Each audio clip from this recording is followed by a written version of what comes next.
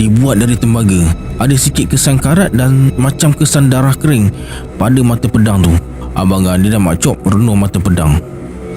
Ada dua gambar naga yang bertentangan arah macam sedang berlaga. Pedang Jepun ni, kata Mak Chop.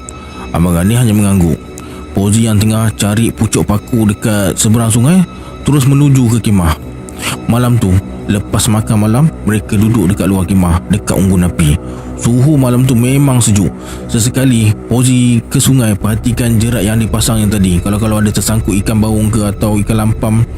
Abang Gandhi pula bilik-bilik pedang tu lagi.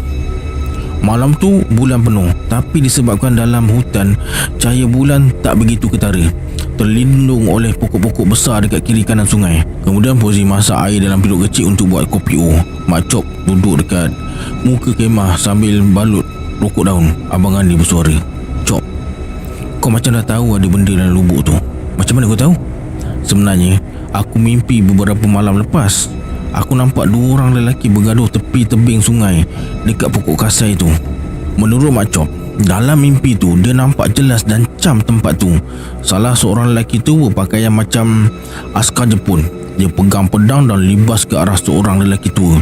Lelaki tua tu pula pegang golok perak yang tajam. Mereka berdua bertarung. Ternyata lelaki tua tu lebih hebat, lincah dan pantas. Dia tetak kepala Jepun tu hingga terbelah dua.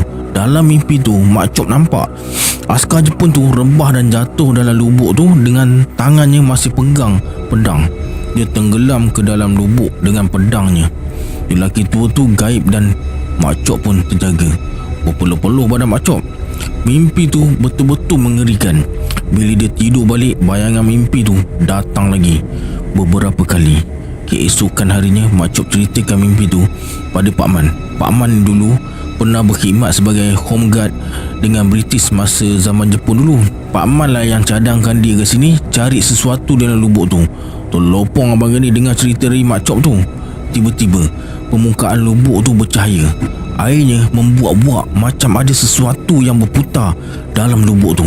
Masing-masing dah tergamam, tertumpu ke lubuk tu. Dalam kemah pula macam ada benda bergerak-gerak.